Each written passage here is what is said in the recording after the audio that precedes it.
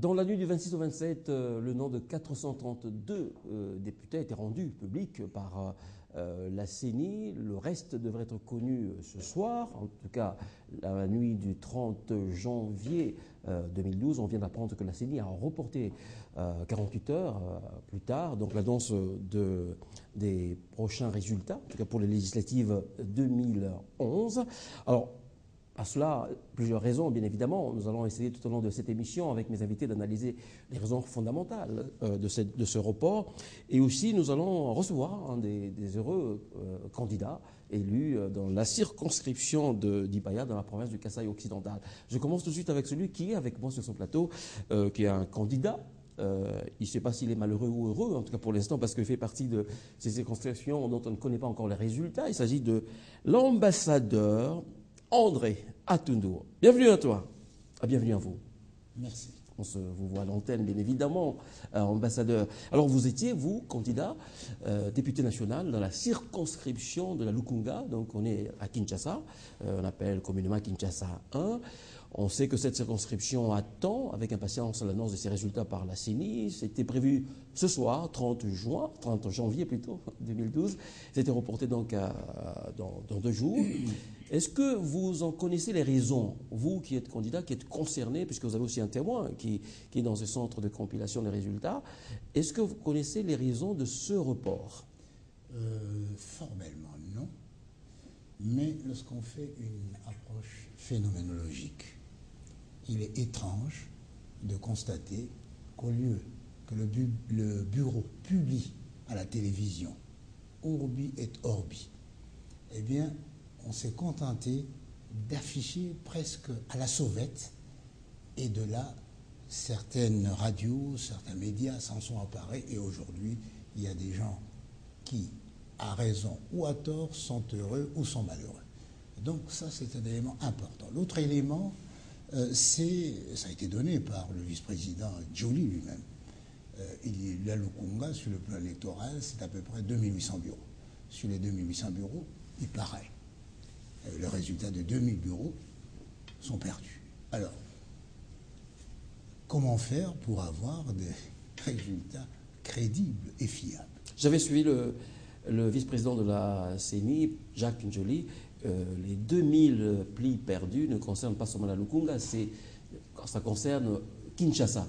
On pense bien, Lukunga compris, bien sûr, mais il y a les autres circonscriptions. Voilà un des problèmes. Il faut déterminer par circonscription, il en manque combien, pour réaliser si le taux de perte est de nature à dénaturer la volonté des Kinois. Pour vous, la Lukunga, il en manque 783. Mais je crois que c'est beaucoup. Sur 2780, 700, c'est beaucoup. Oui, on a fait le pourcentage, c'est à peu près 43% des bureaux de vote qui n'auraient pas été compilés, dont on ne connaîtra jamais les résultats, parce que les plis sont perdus. Lorsqu'on sait il a fallu au président Kabila 40% pour être réélu, donc vous comprenez l'importance de ces pertes pour nous. 40% de perdus, donc de quoi être élu allègrement. Mais où seraient partis ces plis, ces bureaux de vote? Comment est-ce qu'on arrive à perdre en route autant de plis? 700 plis quand même, c'est beaucoup. Comment est-ce qu'on arrive? Est-ce que c'est vous, un des candidats députés, qui volontairement a volé, a déchiré ces plis? Comment ça arrive, ça? Non, je crois que en tout état de cause, il faut poser cette question au bureau. Parce que si c'était du fait d'un candidat, il aurait certainement dénoncé et proposé soit l'annulation, soit la reprise. Et donc, vraisemblablement, c'est les conditions, soit de transport, soit de garde, n'est-ce pas, de la CENI. Alors, quelle devrait être, selon vous, la position de la CENI? Est-ce qu'elle doit se déclarer incapable de proclamer les résultats de la Lukunga, par exemple? On sait qu'il y a 700 plis qui sont perdus. Je crois que l'élection, c'est 3 moments importants. Il y a le voter, l'acte par lequel on introduit. Il y a le vote, la volonté cachée que l'on introduit. Et puis il y a la publication, c'est-à-dire la révélation de la volonté et du nombre de volontés en faveur d'un tel. Et si le vote, le voter et la publication sont des actes techniques, la volonté, le vote, c'est un acte politique. Alors, il faut éviter que le politique ne vienne perturber le technique ou inversement. Et aujourd'hui, lorsqu'on ne connaît pas le nombre de votants, je vous ai suivi, vous avez pertinemment fait remarquer que cela perturbait le quotient électoral. Donc on ne sait pas. Le quotient électoral, c'est combien de personnes ont voté, etc. Rappelons à nos téléspectateurs, pour calculer le quotient électoral, on divise le nombre de votants voilà. par le nombre de sièges. Voilà. Et donc, si on ne connaît pas les votants, impossible de trouver le quotient électoral. Impossible de trouver le quotient électoral. Donc, ça, c'est un problème. Et en plus, si on navigue dans cette dissension entre les techniques et le politique, eh bien, on laisse la voie libre à l'intrusion du politique. La nature est horreur du vide. Lorsqu'on se rend compte qu'il y a 2000 bureaux manquants, eh bien, les élateurs politiques risquent de combler ces vides par leur volonté. Alors, c'est ce qui est à craindre aujourd'hui. Il ne faut pas que les élus soient désignés, il faut que les élus soient révélés. Mmh. Très bien. Alors, vous comprendrez, vous le dites peut-être pas, mais vous réclamez, vous, en ce qui vous concerne, que la CENI demande à la Cour suprême de justice de plutôt se prononcer pour l'annulation des résultats de Kinshasa. Je ne sais pas. Il faut d'abord que la CENI propose, oui. n'est-ce pas? Il faut que la CENI se dise, eh bien, il y a 700 bureaux dont les résultats sont disparus, et nous trouvons que c'est un taux d'irriement. Et donc, reprenons les élections. Je crois que c'est à l'avantage de tout le monde, la sérénité. La sérénité dans la défaite et la victoire. Parce qu'une victoire qui ne sécurise ni le vaincu ni le vainqueur, elle est aléatoire. Est-ce qu'on reprend le vote que pour les circonscriptions non encore publiées, c'est-à-dire la Lukunga, là où il y a problème. Comme on l'a fait pour l'extérieur. Comme on l'a fait pour les 7 circonscriptions. Pour l'intérieur, je veux dire, oui. On doit reprendre. Ici, par exemple, la Lukunga, il y a un problème. Oui. J'ai lu quelque part, je ne voudrais pas citer des noms, il y a un candidat qui se plaint d'avoir eu 1000 voix pour un bureau de 300 bulletins de vote. Donc, vous voyez qu'il y a des irrégularités manifestes. Et pour la sérénité républicaine, pour la fiabilité du processus électoral, pour la crédibilité des résultats, je crois qu'il faut prendre son mal en patience et prendre une décision technique, après tout. Oui. Alors, si on reprend les élections dans cette circonscription, dans la vôtre, le Congrès, est-ce que vous irez à nouveau? Est-ce que vous avez constaté que les gens n'ont pas voté pour vous? Mais ça, c'est une décision personnelle. Bon, personnellement, j'irai, pourquoi pas. Vous irez? Oui, vous retournerez? Pourquoi pas. Très bien. Écoutez, on va être rejoint, on va demander on va continuer à parler de ces résultats de ces élections. Vous savez que le 26, dans la nuit 26 au 27, la CENI, comme je le disais à l'introduction de cette émission, la CENI a proclamé les résultats de 400, on connaît les 432 députés nationaux, dont Clément Kankou, qui est là, qui va nous rejoindre. On va l'inviter à venir nous rejoindre. On va voir en direct son entrée sur ce plateau.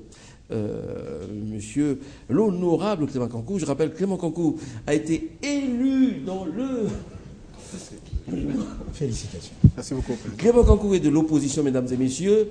Il est d'une formation qui s'appelle l'Union pour la Nation, que vous connaissez. Et Clément Kankou a été élu dans la circonscription de Dibaya. Il y avait 2 sièges, n'est-ce pas, à pouvoir dans cette circonscription de Dibaya, qui est dans le Cassor occidental. Félicitations d'abord. Merci beaucoup, Jules. Parce que c'est mérité. Vous êtes battu pour cela. Les spectateurs vous connaissent. Alors, vous écoutiez avec attention notre échange avec l'ambassadeur André Atundu.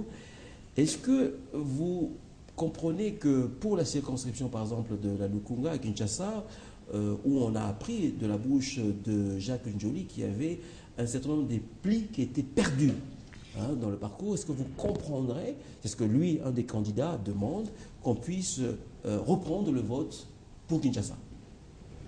Mais écoutez, je crois qu'on a déjà eu ça dans d'autres circonscriptions. Je crois que il y a Ndemba, 4 ou 5 circonscriptions où on a demandé qu'il y ait annulation.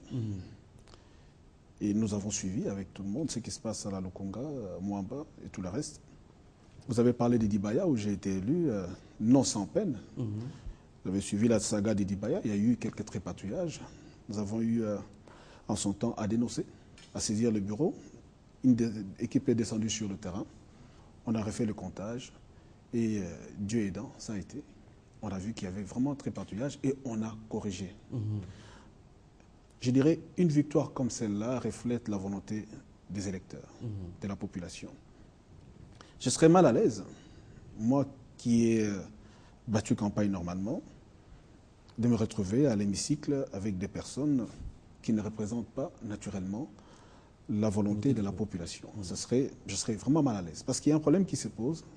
Premier problème, c'est que ces gens ne vont pas valablement défendre les intérêts de ceux qui les ont élus. Il y en a même qui n'auront même plus le temps de retourner là où ils sont censés avoir été élus. Et ça serait dommage. On serait là avec des mercenaires qui ne seront là que pour leurs propres intérêts. Et c'est bien dommage pour la République. J'ai suivi l'ambassadeur Tundu. Ce qu'il a dit est très pertinent. C'est à la CENI d'en tirer toutes les conséquences. Autant de PV ou des bulletins qui ont disparu, on a parlé de 40%, c'est énorme. Pour une circonscription avec une dizaine de candidats, c'est énorme. Donc il faut absolument que la CENI fasse un effort pour que les résultats qu'on aura au finish reflètent réellement le vote de la population, la volonté de cette population. On ne le dira jamais assez. C'est là où nous, de l'opposition, nous revenons encore sur la problématique du dialogue. Pas dialoguer pour dialoguer, mais ensemble, vous avez constaté, majorité, opposition, nous disons tous la même chose aujourd'hui. Il y a des irrégularités flagrantes. Doit-on en rester là? Dans des incantations? Doit-on en rester là? Ou il faut, à un moment, qu'on se mette autour d'une table, qu'on en discute? D'où vient le problème? Problème d'ordre organisationnel?